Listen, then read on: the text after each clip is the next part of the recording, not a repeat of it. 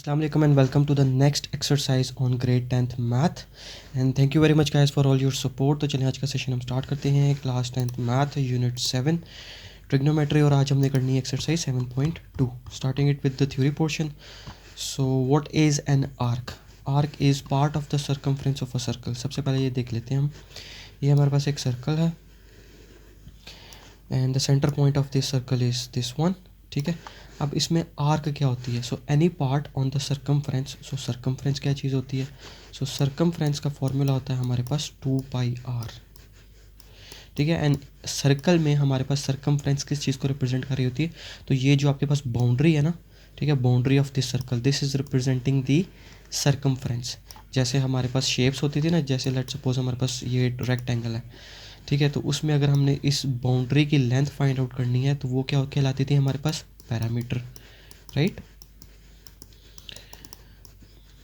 ठीक है, just like that हमारे पास सर्कल में जो बाउंड्री की लेंथ अगर हमने फाइंड आउट करनी है तो उसको हम क्या कहते हैं?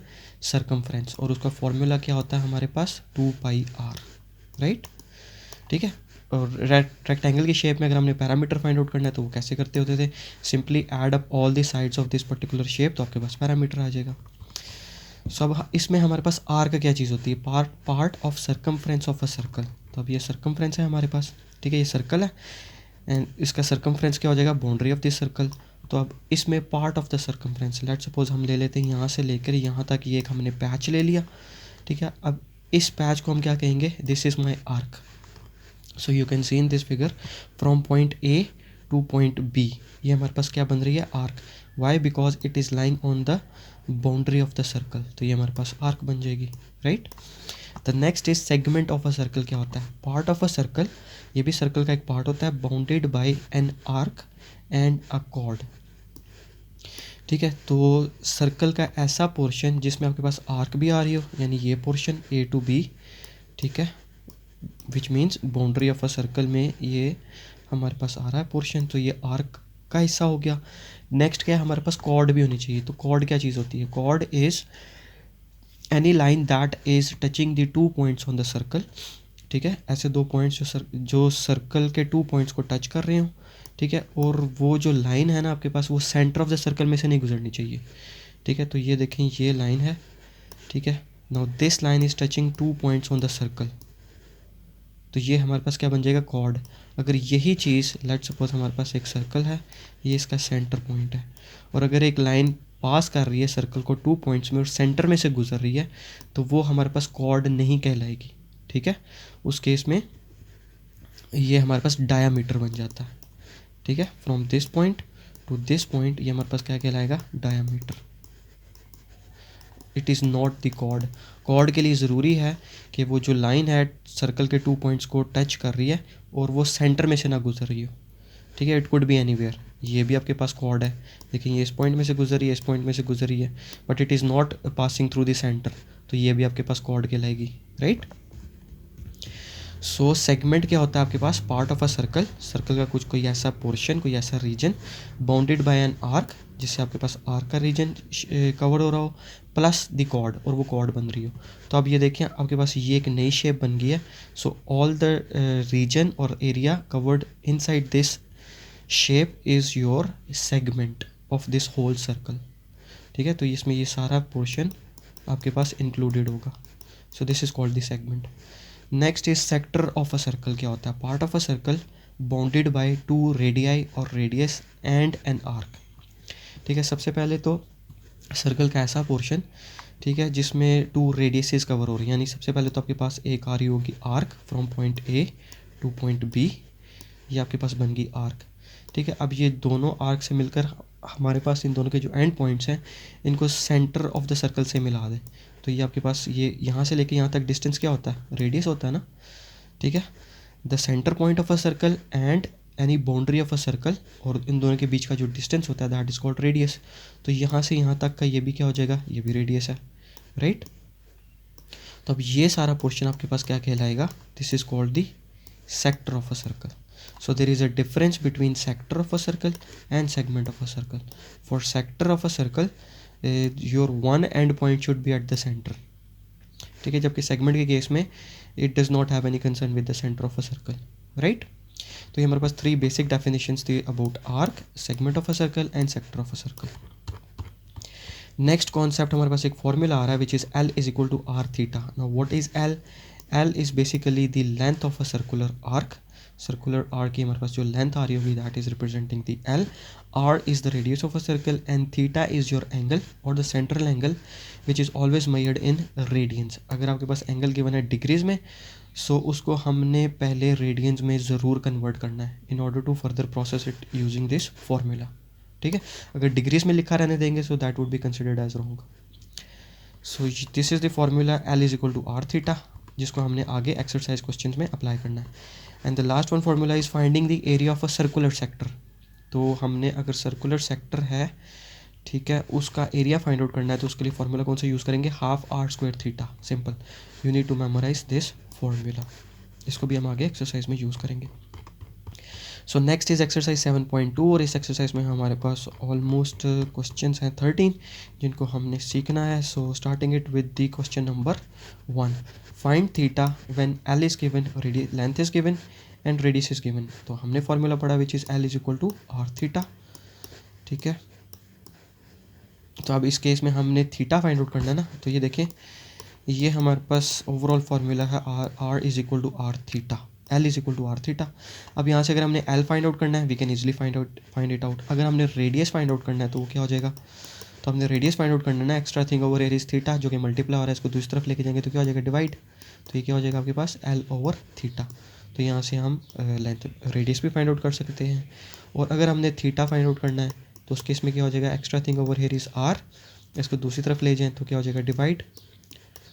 सो हम यहाँ से लेंथ भी फाइंड आउट कर सकते हैं यूजिंग दिस फार्मूला, रेडियस भी फाइंड आउट कर सकते हैं और हम थीटा एंगल भी फाइंड आउट कर सकते हैं which is basically your central angle measured in radiance. ठीक है, तो अब हमने थीटा फाइंड आउट करना है, बाकी दोनों लेंथ्स गिवन होगी, ऑब्वियसली दोनों पैरामीटर्स गिवन होंगे तभी तो थर्ड पैरामीटर निकलेगा। So length is 2 centimetre and the value of your radius is 3.5 centimetre. अच्छा, अब इसमें ना एक चीज़ का और ख़ास ख्याल रखना है आपने क्वेश्चन सॉल्व करते हुए कि जो बाकी दोनों मेजरमेंट्स हैं ना वो हमेशा आपके पास उनके यूनिट सेम होने चाहिए। अब यहाँ पे देखें ये भी सेंटीमीटर है, ये भी सेंटीमीटर है। अगर इनमें से कोई एक वैल्यू भी आपके पास डिफरेंट पैरामीटर में आती है, डिफरेंट मेजरमेंट में आती है, सो मेक श्योर आपने उनके मेजरमेंट्स पहले यूनिट सेम करने हैं वरना क्वेश्चन गलत हो जाएगा। ठीक है, तो ये हमारे पास 2/3.5, इसको डिवाइड कर लें तो ये आपके पास फाइनल एंगल आ चुका है। और हमने पढ़ा है angle should always be in radians, so your angle is in radian. जो भी वैल्यू आए उसके आगे रेडियन लिख दें। ठीक है, डोंट कंसिडर इट कि ये डिग्रीज में और फिर हम इसको रेडियन में कन्वर्ट करेंगे। बाय डिफ़ॉल्ट रेडियन में ही होता है अनलेस और until it is mention in the question कि ये एंगल डिग्रीज में है, फिर हमने कन्वर्ट कर देना है। All clear? So next question number 2 is, इसमें हमने लेंथ फाइंड आउट करनी है जबकि थीटा और रेडियस गिवन है। So formula is again we know L is equal to are theta. अब इस केस में हमने लेंथ फाइंड आउट करनी है, बाकी दोनों मेजरमेंट्स गिवन होंगे which is radius and theta. अब यहाँ पे देखें थीटा की वैल्यू गिवन है इन डिग्रीज, तो पहले हमने इस डिग्री को कन्वर्ट कर लेना है रेडियन में। ठीक है, तो उसके लिए क्या होता है? 1 degree is equal to how many radians? हमने प्रीवियस एक्सरसाइज में सीखा था that is equal to π/180 radians. ठीक है, सो ये 1 डिग्री हमने यहाँ पे वैल्यू पुट कर दी π/180 रेडियन। अब इसको सॉल्व कर लें तो ये कैंसिल हो जाएंगे आपस में, पीछे रह जाएगा pi. So your value of theta is pi radian, और इन टर्म्स ऑफ डिग्रीज अगर आप इसे कहें तो ये आपके पास क्या वैल्यू बनती है? 180, because pi is equal to 180 degrees in angles and in numbers it is equal to 3.1416, right. अब यहाँ पे हमारे पास आ चुका है degree which is in radians. अब इन दोनों की वैल्यूज़ को थीटा और रेडियस, इन दोनों की वैल्यू को हमने इस फॉर्मूला में पुट कर लेना है in order to find the value of length. तो ये दोनों वैल्यूज़ पुट कर दें। अब यहाँ पे आपने ना, ठीक है, जब अब यहाँ पे पाई की वैल्यू आपने पुट कर देनी है इधर 3.1416 और 22/7। फ्रैक्शन में ले लें तो ये वैल्यू पुट कर दें, अदरवाइज डेसिमल में ये वैल्यू पुट कर देंगे। बिकॉज देखें पाई क्या होता है? Pi is basically a value of your angle representing an angle, लेकिन यहाँ पे तो हम लेंथ फाइंड आउट कर रहे हैं ना, और लेंथ में एंगल तो होते ही नहीं है। सो दैट इज़ वाई अब यहाँ पे पाई की वैल्यू आपने एंगल वाली नहीं लेनी 180, यहाँ पे हमने नंबर्स वाली लेनी है which is 3.1416। So make sure ये कन्फ्यूजन नहीं होनी चाहिए। सो अब यहाँ से इसको सॉल्व कर लें. 4.9 multiply by 27, whatever the result is उसको डिवाइड करते हैं 7 पे. So that is your final answer. So this is your overall solution to question number 2 part 1. Next part 2 देख लेते हैं, which is theta is given in degrees and minutes और radius भी given है मिलीमीटर में. अब सबसे पहले तो हमने एंगल को कन्वर्ट करना है किस में, रेडियंस में. ठीक है, तो ये बेसिकली हमारे पास क्वेश्चन गिवन है डीएमएस में, डिग्रीज मिनट्स एंड सेकंड्स में. हमने इसको कन्वर्ट करना है डेसिमल यानी रेडियंस में. तो ये डिग्री तो ऑलरेडी यहाँ पे मौजूद है, यानी सारे को हमने कन्वर्ट कर देना है डिग्रीज में. ठीक है, अच्छा जी. फिर हमने कन्वर्जन्स में एक और चीज़ सीखी थी. अब यहाँ पे देखिए हमारे पास डिग्रीज ऑलरेडी मौजूद है ना 60, तो इसको 60 लिखा रहने दिया बिकॉज हमने सारे को डिग्री में कन्वर्ट कर देना है. अब ये है मिनट्स. ठीक है, तो अब हमने मिनट्स में किस में जाना है, डिग्री में. तो मिनट से डिग्रीज में जाना है हमने, यानी हमने स्मॉलर यूनिट से बिगर यूनिट में जाना है. तो जब भी स्मॉलर यूनिट से बिगर यूनिट में जाएंगे तो हमेशा हमने क्या करना होता है, डिवाइड. ठीक है, तो ये देखें 30 को मैंने डिवाइड भी कर दिया. अब डिवाइड किस वैल्यू से करना है, तो ये देख लें कि एक डिग्री में कितने मिनट्स होते हैं, यानी आसान लफ्ज़ों में 1 आवर में कितने मिनट्स होते हैं, तो 60 होते हैं. तो इसलिए हमने 60 से डिवाइड कर दिया. राइट, अभी आपके पास ओवरऑल वैल्यू मिनट से किस में आ चुकी है, डिग्रीज में. ठीक है, इसको सॉल्व कर लें तो ये हमारे पास आ गया 0.5 डिग्रीज. ठीक है, अब इसको अगेन स्प्लिट कर दें. तो चलें स्प्लिट ना भी करें, 60.5 एज इट इज़ लिखा रहने दिया. इसमें डिग्रीज़ को अलग कर लें, which is 1 degree. So 1 degree is equal to how many radians, that is pi by 180. Value put कर दीजिए और इसको सॉल्व कर लें. ठीक है, तो इसको सॉल्व करने के बाद 60.5 divided by 180 will give you this value. Pi as it is लिखा रहने दें. अब यहाँ पे हमारे पास आ चुकी वैल्यू डिग्री की किस में, रेडियंस में. इसकी निशानी क्या होती है, हिंट क्या होता है कि हमारे पास ये एंगल डिग्रीज में है, ये रेडियंस में है. So whenever you are having pi in your angle, it is understood कि ये हमारे पास एंगल किस में है, रेडियंस में है. ठीक है, तो अब हमारे पास हमने सक्सेसफुली एंगल को डिग्री से रेडियन में कन्वर्ट कर लिया. अब इस थीटा की वैल्यू को और इस आर की वैल्यू को हमने इस फॉर्मूला में पुट कर देना है, is equal to are theta. So r is 15 and your value of angle is 0.336 pi. और यहाँ पे अब देखें हमने लेंथ फाइंड आउट करनी है ना, तो लेंथ में आपके पास एंगल नहीं यूज़ हो रहा होता. ठीक है, तो यहाँ पे अब हमने इस पाई की वैल्यू को 180 डिग्रीज नहीं लेंगे, because 180 is representing in angles. यहाँ पे नंबर्स, बिकॉज लेंथ में नंबर्स ही होते हैं, तो इसलिए हमने यहाँ पे पाई एज 3.1416 पुट कर देना है. और in fraction form it is 22/7. आपकी मर्ज़ी है. फिर इस सारे को सॉल्व कर लीजिए, सिंपल कैलकुलेशन है, you will reach up to your final answer 15.84. और यहाँ पे देखिए हमारे पास in the original question my length is in millimetres, तो आपके पास जो फाइनल यूनिट आएगी that is in millimetres. Never forget to put the final unit in your answer, otherwise you will definitely lose marks. Next question number 3 is find radius. अब इस case में हमने क्या करना है, रेडियस फाइंड आउट करना है. So using the same formula which is l is equal to are theta. अब यहाँ से हमने रेडियस फाइंड आउट करना है, तो ये हमारे पास इक्वेशन ट्रांसफॉर्म हो जाएगी एज एल ओवर थीटा. ठीक है, so which means other 2 measurements should be given, तभी हम रेडियस फाइंड आउट करेंगे ना. अगर इनमें से एक भी गिवन नहीं है तो फिर मुश्किल हो जाएगा. So length is 52 centimetre, unit is centimetre, keep this thing in mind. And your value of theta is 45 degrees. तो सबसे पहले हमें पता है कि एंगल्स किस में होते हैं, रेडियंस में. तो इस डिग्रीज़ को किस में कन्वर्ट करना है, पहले हमने रेडियंस में. तो सबसे पहले अलग कर लें. ठीक है, I can write this 45 degrees as 45 times 1 degree. So 1 degree is equal to how many radians, pi by 180. ठीक है, इट इज़ अंडरस्टूड. अब ये रेडियंस में आगे लिखें या ना लिखें एक ही बात है, लिख दें तो ज़्यादा अच्छा है. सो पाई बाय 180. अब इसको सॉल्व कर लें तो ये हमारे पास आ जाएगा 45 डिवाइडेड बाई 180 इज़ 0.25 पाई. ठीक है, तो ये हमारे पास एंगल आ चुका है रेडियन में. अब और लेंथ भी गिवन है विच इज़ 52 सेंटीमीटर. इन दोनों की वैल्यूज़ को अब हम इस फार्मूला में पुट कर देते हैं. ठीक है, ये वैल्यूज़ पुट कर दी. अब यहाँ पे देखें रेडियस की किस में होता है, लेंथ में होता है ना, एंगल्स में तो नहीं होता. तो इसलिए अब हम इस पाई की वैल्यू को क्या पुट करेंगे, 3.1416. ठीक है, यहाँ पर अब हम पुट कर देंगे 22/7. सो डेसिमल में ले लें तो 3.1416 और फ्रैक्शन में अगर पुट करनी है तो 22/7. Right, okay. फिर इस सारी वैल्यूज़ को आपस में कैलकुलेट करते जाएं, you will reach up to your final answer 66.2. और इस क्वेश्चन में हमारे पास यूनिट कौन सा यूज़ हो रहा था, centimetre. So your final unit should be centimetre. Simple. So this is your overall solution to question number 3.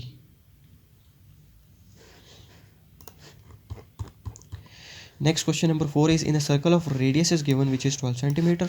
Radius is 12 centimeter. Find the length. Length हमने find out करनी है.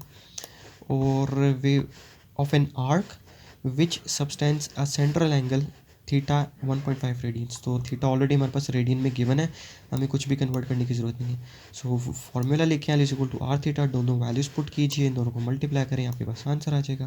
अब यहाँ पे देखें यूनिट क्या था, metre. So your final unit should also be metre. Simple is that. Next question number 5 is, in a circle of radius 10 metre. Radius given है 10 metre. Find the distance travelled by a point moving on this circle if the point makes 3.5 revolutions. ठीक है, अभी यहाँ पे हमारे पास theta कौन सा given है, थीटा इज 3.5 रेवोल्यूशन. ठीक है, क्योंकि हमें पता है कि एक रेवोल्यूशन में कितने डिग्रीज होते हैं, 360 डिग्रीज. ये ओके डिग्रीज में. और अगर पाई की बात करें तो कितने पाई होते हैं, रेडियंस में बात करें तो कितने क्या एंगल होता है, 2 पाई रेडियन. ठीक है, अब 1 रेवोल्यूशन का मतलब क्या है वो भी सीख लेते हैं. सो 1 रेवोल्यूशन का मतलब है, ये हमारे पास एक्स और वाई एक्सिस है. सो this is your 0 degrees, this is 90, this is 180, 270 and back to the original position will give you 360 degrees, which means it is making a 1 complete revolution. अब यहाँ पे देख लें, we start our journey always from positive x axis 0 degrees. सो अब यहाँ तक हमने कितना एंगल कवर कर लिया, 90, यहाँ तक 180, यहाँ तक 270, और फिर यहाँ तक जब पहुँचेंगे तो ये क्या हो जाएगा, 360. सो this is basically giving you 1 revolution. Right, होता ये बेसिकली ऐसे ही है. ठीक है, सर्कल की फॉर्म में, लेकिन इसको डिफ्रेंशिएट करने के लिए हम थोड़ा अलग करके ड्रॉ करते हैं ताकि आपको पता चल जाए. राइट, अगर यहाँ से अगर सेकंड रेवोल्यूशन लेना है तो वो कैसे ड्रॉ करेंगे, वो फिर अब यहाँ पे देखें 90, 180, 270, 360. So now this is 2 revolution. Got it.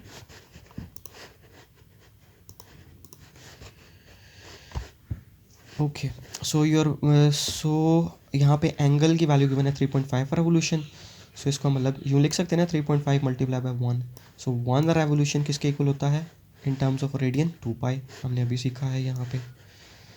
ठीक है, इन टर्म्स ऑफ डिग्रीज ये होता है 360, in terms of radians it is 2 pi. So अब इसको मल्टीप्लाई कर दीजिए, 3.5 multiply by 2 will give you 7 pi radian. So angle आ चुका है रेडियंस में, रेडियस गिवन है, लेंथ हमने फाइंड आउट करनी है. फॉर्मूला पुट कीजिए, वैल्यूज पुट कीजिए और सिंपली फाइनल आंसर निकल आएगा. So this will give you. अब यहाँ पे हम देखें, यहाँ पे देखें लेंथ की क्या वैल्यू, लेंथ किस में होता है, लेंथ हमेशा मीटर्स में होती है, सेंटीमीटर्स में होती है. राइट, नंबर्स में होती है, एंगल्स में तो नहीं होती लेंथ. तो इसलिए यहाँ पे हमने पाई की वैल्यू क्या कंसिडर करनी है, 22/7 और 3.1416. ठीक है, 180 नहीं पुट कर देना, 180 is representing an angle. Values put कर दी, सॉल्व कीजिए, आपके पास आंसर आ जाएगा. ये 7 क्रॉस आउट हो गए. 10 times 22 will give you 220 and the unit in the question is metres. So your final unit is also in metres. Simple is that. So this is your overall solution to question number 5. Next question number 6 is, what is the circular measure of angle between hands of the watch at 3 o'clock. ठीक है, अब ये हमारे पास एक clock बनी हुई है और क्लॉक पे टाइम हो रहा है हमारे पास 3 o'clock. It can be 3 AM in midnight और 3 PM आफ्टरनून. ठीक है, डज नॉट मैटर. तो ये हमने 3 o'clock बना दिया. Small needle is representing an hour and 12 long needle is representing minutes. अब इन दोनों के बीच में देख लें एंगल कौन सा बन रहा है, 90 डिग्रीज. ठीक है, तो थीटा की वैल्यू यहाँ से क्या हो जाएगी, अब देखिए पूरे सर्कल में हमारे पास कितने डिग्रीज होते हैं, 360. राइट, और यहाँ पे अब हमारे पास जो आवर्स हैं वो कितने हैं, क्लॉक कितने शो हो रहे हैं, 12. तो ये हो गया 12. Right, and multiply by 3 over desired time is 3 o'clock. तो ये 3 हो जाएगा. इसको ऐसे भी लिख सकते हैं, या फिर इसको आप सिंपली ऐसे भी लिख सकते हैं कि इस पूरे सर्कल में देखें कितने पैचेस हैं या कितने पीसीज हैं, 12 है ना. ठीक है, 1 2 3 4 5 6 7 8 9 10 11 12. और यहाँ पे हमारे पास हमने कवर कितने किए हुए हैं, हमारे इस क्वेश्चन में कितने हैं, 3 o'clock तक। इसको बिल्कुल ऐसे कंसिडर कर लें कि ये हमारे पास एक पिज़्ज़ा है और इसके ये हमारे पास स्लाइसेस हैं, एक स्लाइस ये है जो कि हमने खा लिया, ठीक है। तो मतलब टोटल कितने स्लाइसेस थे यहाँ पे हमारे पास, 12, ठीक है, 12 लिखे हुए ना, जिनमें से 3 हमने खा लिए, ठीक है। सो इसकी फ्रैक्शन क्या बन जाएगी, 3/12 multiply by, and there are how many degrees in a circle, 360। तो इसको आप ऐसे भी लिख सकते हैं अपनी आसानी के लिए, ठीक है। अगर ये थोड़ा मुश्किल लग रहा है इस तरह से लिख लें, 3/12 मल्टीप्लाई बाय 360 डिग्रीज। अब इसको सॉल्व कर लें तो ये आपके पास क्या हो जाएगा, simple, 1 time 12 is 12 and 3 times 12 is 36 and 0. So 30 times 12 is 360 and 3 times 30 will give you 90 degrees. अब ये एंगल हमारे पास अभी तक आया है डिग्रीज में, हमने किस में अभी फर्दर करना है, रेडियंस में। सो इसको अलग कर लें, and 1 degree is equal to how many radians, π/180। इसको सॉल्व कर लें तो ये हमारे पास एंगल आ रहा है which is equal to π/2 radians, और यही हमने एंगल फाइंड आउट करना था। So this is your overall solution to question number 6. Next question number 7 is what is the length of an arc APB? अब हमने लेंथ फाइंड आउट करनी है of the arc APB। So L हमने find out करना है, ठीक है। और इसमें हमारे पास क्वेश्चन में ऑलरेडी रेडियस गिवन है which is 8 centimetre. So this is my radius, और थीटा हमारे पास क्या बन रहा है, 90 degrees, which is given in the picture as a question. So this is 90 degrees. इसको अलग करके हम यूँ लिख सकते हैं 90 times 1 degree. So 1 there are how many radians in 1 degree? π/180 radiance. इसको सॉल्व करें तो हमारे पास एंगल क्या बन रहा है, π/2 रेडियंस, ठीक है। ये कैंसिल हो जाएंगे ना, 1 time 90 is 90, 2 time 90 is 180. So this is giving you π/2. तो अब हमने लेंथ फाइंड आउट करनी है। फॉर्मूला क्या होता है, L = r theta. So put the value of radius and put the value of theta, इन दोनों की वैल्यूज पुट कर देंगे। अब इस π/2 को हम लिख सकते हैं π/2। अब यहाँ पे पाई की वैल्यू पुट कर दें 22/7, यहाँ पर आप पुट कर सकते हैं 3.1416 भी पुट कर सकते हैं, ठीक है। इसको सिंपली सॉल्व करते जाएँ तो आपके पास ये फाइनल आंसर आ जाएगा 12.571, and my unit in the question is centimetre, so that is why my final unit should also be centimetre. So this is your overall solution to question number 7.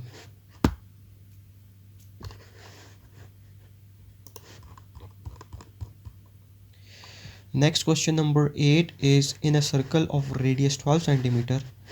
Radius हमारे पास given है 12 centimeter. How long an arc subtends a central angle of 84 degrees. Theta भी given है which is in degrees 84, और हमने length find out करनी है, ठीक है। तो सबसे पहले तो इस एंगल को हमने किस में चेंज करना है, रेडियंस में, ठीक है। अगर ये ऑलरेडी रेडियन में होता या पाई के फॉर्म में होता तो फिर इसको चेंज करने की ज़रूरत नहीं थी। सो 84 टाइम्स 1 डिग्री, और 1 डिग्री में कितने रेडियंस होते हैं, दैट इज़ इक्वल टू 1 π/180। इन दोनों को डिवाइड कर लें, 84 डिवाइडेड बाई 180, तो ये आपके पास रेडियन में आ चुका है एंगल। और इसका हिंट क्लू या निशानी क्या होती है कि आपके पास पाई ज़रूर आना चाहिए, तो मतलब हमारा एंगल रेडियंस में है, ठीक है। अब इस थीटा की वैल्यू हमें पता है, रेडियस की वैल्यू पता है, इन दोनों को इस फॉर्मूला में पुट कर देते हैं।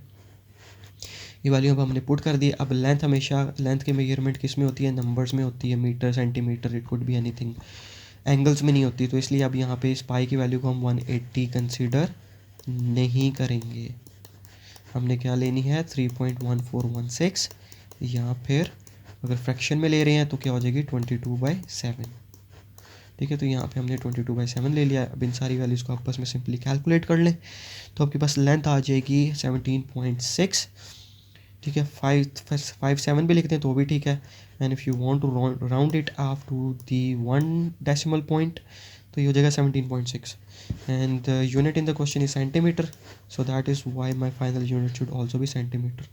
So this is your overall solution to question number 8.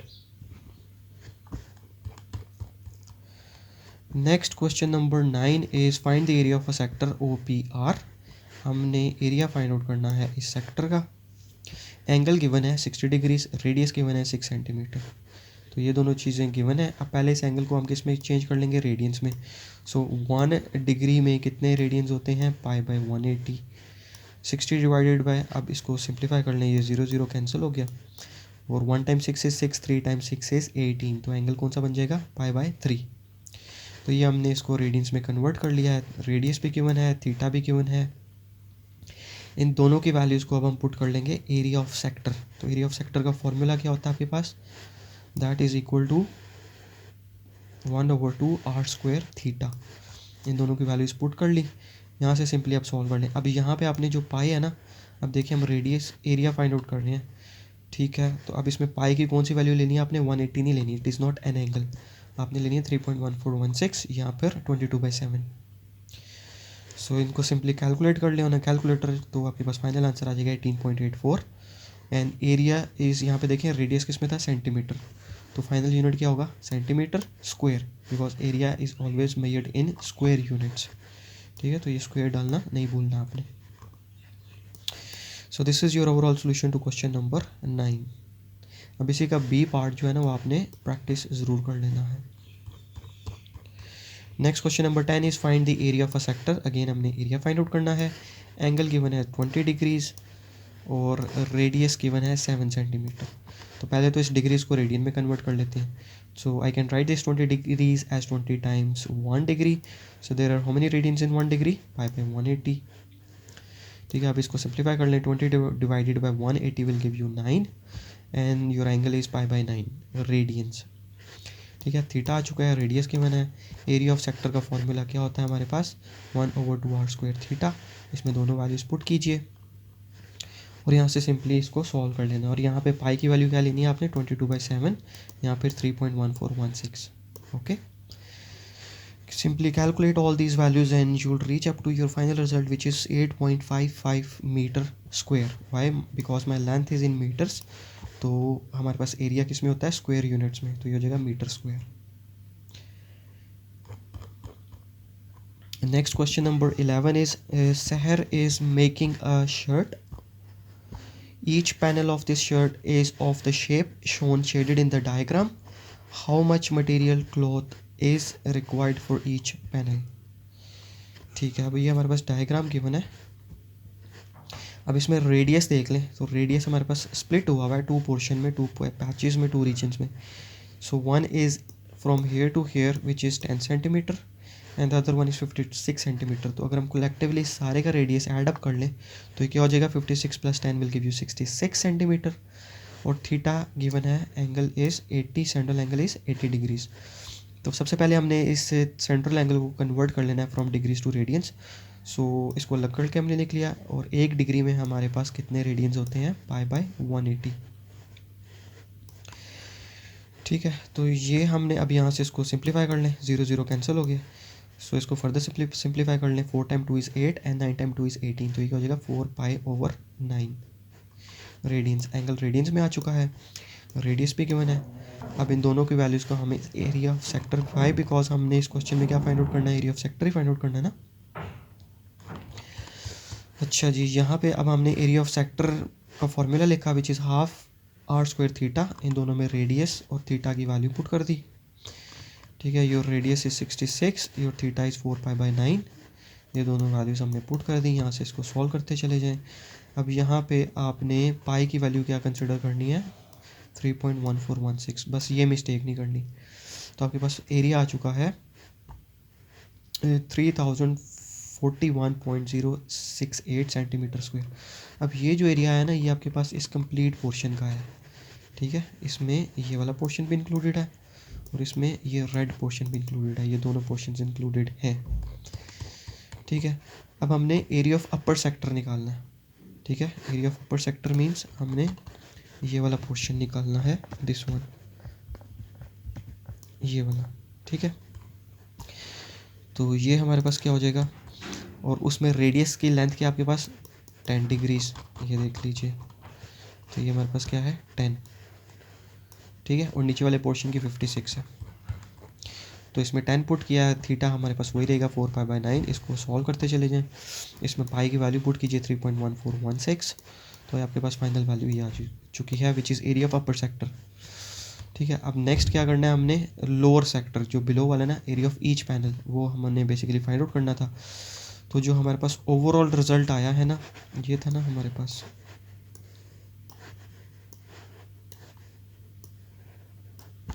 ठीक है, तो इसका जो ओवरऑल रिजल्ट आया था हमारे पास फ्रॉम हेयर टू हेयर, ये क्या आया था हमारे पास 3041.068। ठीक है, ये ओवरऑल था। अब जिसमें से हमारे पास अपर सेक्टर का क्या आया 69.81, तो इस पोर्शन का आया हमारे पास 69.813। ठीक है, अब हमने इस वाले पोर्शन का निकालना है, तो इस वाले पोर्शन का कैसे निकलेगा, टोटल में से ये माइनस कर देंगे तो हमारे पास इस पोर्शन का एरिया आ जाएगा, राइट, ईच पैनल। तो सिंपली आपने इन दोनों वैल्यूज़ को माइनस कर देना है यहाँ पे। ठीक है, 3041.606 माइनस 69.816 माइनस करें तो ये हमारे पास ओवरऑल आंसर आ जाएगा, right.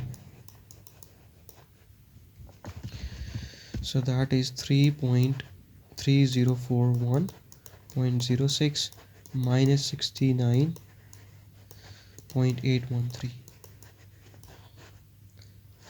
which is equal to 2971.030 and your unit is in area find out कर रहे हैं, तो ये हो जाएगा स्क्वायर यूनिट्स में। हमारे पास यूनिट कौन सा चल रहा है सेंटीमीटर, तो ये हो जाएगा centimetre square.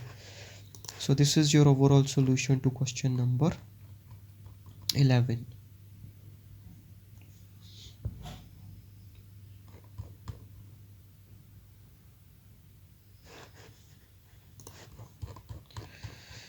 Okay, question number 12 आपने प्रैक्टिस कर लेना है which is on the same pattern. चलते हैं नेक्स्ट क्वेश्चन नंबर 13 पे। The area of a sector with the central angle is given, central angle theta in a circle is of radius 2 centimetre, radius 2 centimetre given है, और area हमारे पास given है 10 metre square, area भी given है। और हमने इसका फाइंड एंगल इन रेडियंस, हमने एंगल फाइंड आउट करना है। तो एरिया ऑफ सेक्टर का क्या फॉर्मूला होता है, हाफ आर स्क्वायर थीटा, जिसे हमारे पास रेडियस गिवन है 2 मीटर और एरिया भी गिवन है 10 मीटर स्क्वायर, हमने थीटा निकालना है। तो हमने एरिया की वैल्यू पुट कर दी 10, रेडियस की वैल्यू पुट कर दी 2। ठीक है, सो 2 स्क्वायर विल गिव यू 4। अब यहाँ पे ये इन दोनों को सिंप्लीफाई कर लें, so this will give you 2 theta. So इसको ये मल्टीप्लाई हो रहा है, दूसरी तरफ जाएगा तो क्या हो जाएगा divide. So your value of angle is in radians. So this is your overall solution to question number 13. So here comes to an end of our today's section. Take care of yourself, stay blessed, be happy and keep smiling. Thank you for visiting. See you after. Stay safe.